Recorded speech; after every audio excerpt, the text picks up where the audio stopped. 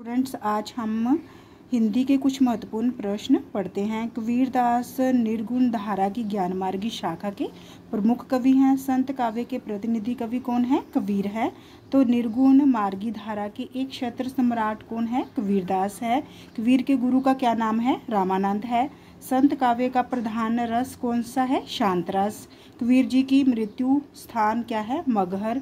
कबीर का दार्शनिक चिंतन कौन सा है? अद्वैतवादी। कबीर जी की वाणी का मुख्य संग्रह बीजक। बीजक के 3 खंड है, रामायणी, शब्द और साखी। कबीर की भाषा क्या है? संदूकड़ी, जिसमें अनेक प्रादेशिक भाषाओं के शब्दों का मिश्रण हो। संतों ने नारी की निंदा कामनी रूप में की है। कबीर की संपूर्ण रचनाएं बीजक नामक ग्रंथ में संग्रहित है। इस संग्रह का संपादन किसने किया था? धर्मदास ने किया। उल्टवासी लिखने की प्रेरणा कबीर को मुख्यतः कहाँ से प्राप्त हुई? सिद्धों एवं नाथों से। कबीर ने अपने परम तत्व को क्या कहा है? राम कहा है। और गुरु नानक जी ने क्या कहा है? प्यारा कहा है। कबीर के उपरांत उनकी गद्दी किससे प्राप्त हुई? धर्मदास को। धर्मदास का प्रसिद्ध ग्रंथ कौन सा है? सुख निदान।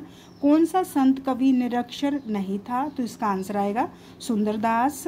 अजगर करे ना चाकरी, पंछी करे ना काम प्रसिद्ध उक्ति किस संत कवि की है? मलूकदास की है। दादू दयाल ने किस संप्रदाय की स्थापना की? ब्रह्म संप्रदाय की। दादू दयाल की रचनाओं का संग्रह हरड़े बानी के नाम से किया गया था। इसके संग्रहकर्ता थे संत दास और जगन्नाथ दास। संत काव्य के प्रमुख कवि दादू दयाल, गुरु नानक, संत रैदास, धर्मदास, मलूकदास और सुंदरदास। नामदेव, चरणदास और सहजोबाई है। गुरु नानक देव जी ने ब्रह्म को शब्द या वाणी माना है।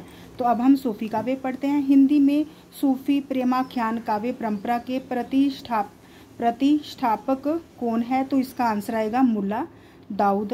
मुल्ला दाऊद के ग्रंथ का क्या नाम है? इसका नाम आएगा चंदायन। इसका दूसरा नाम लोर कहा भी है।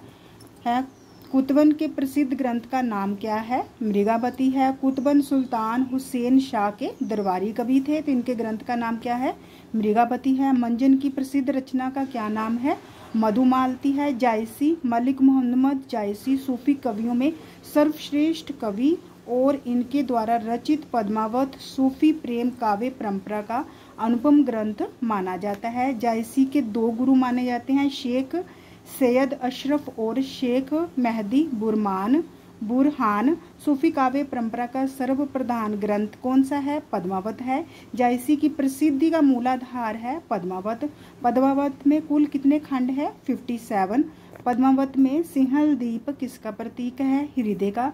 पद्मावत में प्रतीकात्मक शब्द शरीर किसके लिए प्रयुक्त हुआ है? चितौड़ के लिए। पद्मावत की भाषा है बोलचाल की अवधि। पद्मावत किस प्रकार का काव्य है? समासोक्ति काव्य। सूफी प्रेमाख्यान काव्यों का उद्देश्य है प्रेम का उदात्त वर्णन कर मानवतावादी स्वरूप की स्थापना करना। पद्मावत का कौन सा खंड हिंदी साहित्य की अनुपम निधि माना जाता है? नागमती वियोग खंड।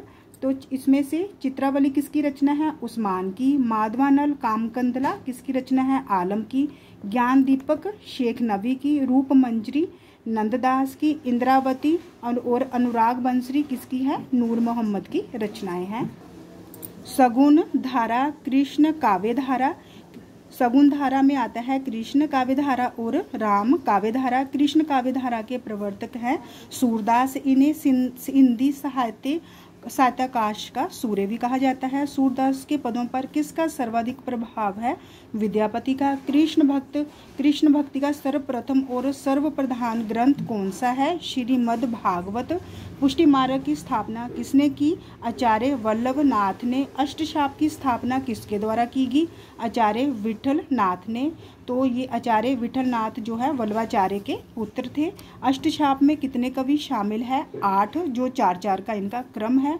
अष्टशाप में प्रमुख स्थान किस भक्त कवि का है? सूरदास का है। राधा बल्लवी संप्रदाय के संस्थापक है।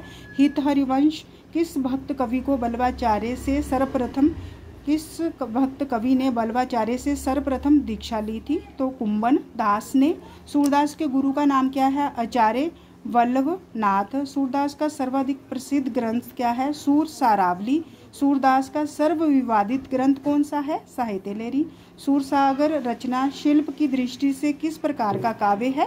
गे मुक्तक काव्य। सूरसागर की उपलब्ध प्रतियों में कितने पद अब तक प्राप्त हुए हैं? लगभग 10,000। सूरसागर का सर्वाधिक मामरिक और वाग वैदग्ध्य पूर्ण प्रसंग कौन सा है? भ्रमर गीत प्रसंग। आचार्य विठलनाथ ने किसे पुष्टि मार्ग का जहाज कहा है? सूरदास को। सूरदास की भक्ति का रूप कैसा है? सख्य है। सूरदास ने अपने सूरसागर में कितने भ्रमर गीतों की रचना की है? 3। भ्रमर गीत परंपरा का मूल उद्गम स्थान भागवत का कौन सा स्कंद है? 10वां स्कंद। सूरदास के भ्रमर गीत में उद्धव द्वारा गोपियों को समझाने पर क्या परिणाम निकला? तो इसका क्या परिणाम निकला? निर्गुण पर सगुण की विजय हुई। सूर की भाषा का रूप क्या है? ब्रज है। अष्टशाप का वह कौन सा कवि था जिसके एक पद को सुनकर वल्लभाचार्य कई दिनों तक बेहोश बने रहे? तो वो कौन थे? परमानंद दास। वल्लभाचार्य ने कृष्ण की माधुर्य भक्ति का प्रचार किया। वल्लभाचार्य के बाद उनके पुत्र विठलनाथ ने अष्टशाप की स्थापना की, जिसमें सूरदास, कुंभनदास, परमानंद दास, कृष्णदास, नंददास, गोविंद स्वामी, शीत स्वामी और चतुर्भुज दास शामिल थे।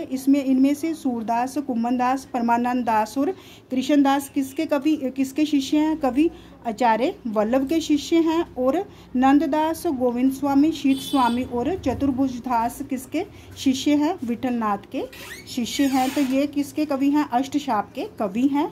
4 कवि आचार्य के शिष्य हैं तो 4 विठलनाथ के शिष्य हैं। वल्लभाचार्य, इनमें से प्रथम 4 कवि आचार्य वल्लभ के तथा शेष विठलनाथ के शिष्य हैं। तो इनमें से 4 वल्लभनाथ के शिष्य हैं और 4 किसके हैं? विठलनाथ के शिष्य हैं। वल्लभाचार्य का मत क्या है? शुद्ध द्वैतवाद है तथा साधना मार्ग पुष्टि मार्ग कहलाता है। सूरदास की रचनाएं कौन कौन सी हैं? सूरदास की 3 रचनाएं मिलती हैं, सूरसागर, सूरसारावली और साहित्य लहरी।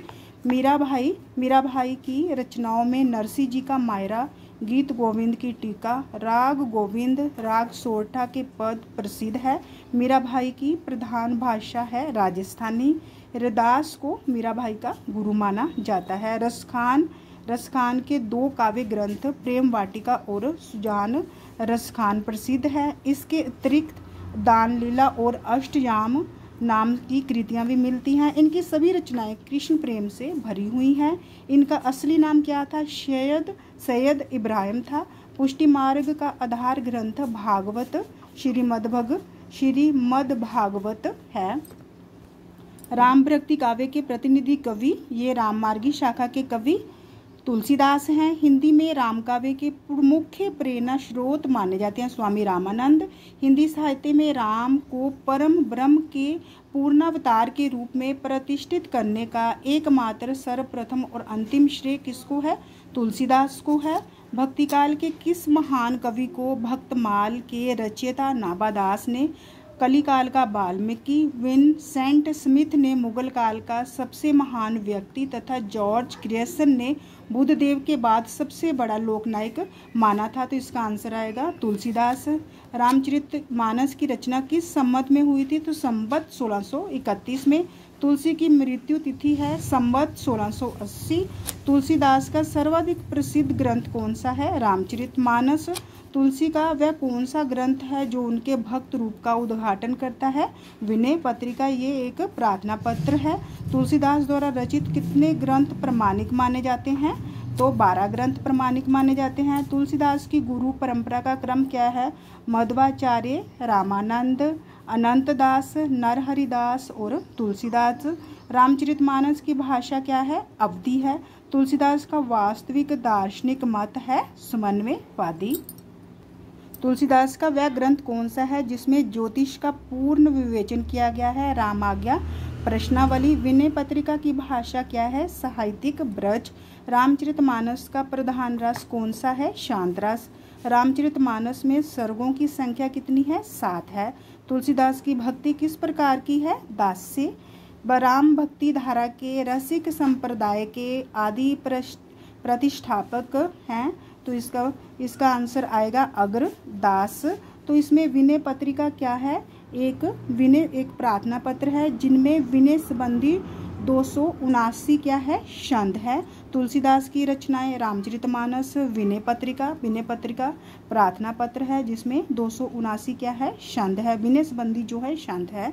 तो तुलसीदास की रचनाएं रामचरितमानस, विनय पत्रिका, कवितावली, गीतावली, दोहावली प्रसिद्ध है। इसके अतिरिक्त रामाज्ञा प्रश्नावली, हनुमान बाहुक, रामलला, नहशु, पार्वती मंगल, जानकी मंगल, वर्वे रामायण, वैराग्य संदीपनी, कृष्ण गीतावली आदि तुलसीदास के अन्य प्रसिद्ध रचनाएं हैं। तो अगर आपको मेरी वीडियो अच्छी लगी हो तो इसे लाइक, शेयर और सब्सक्राइब कीजिए। धन्यवाद।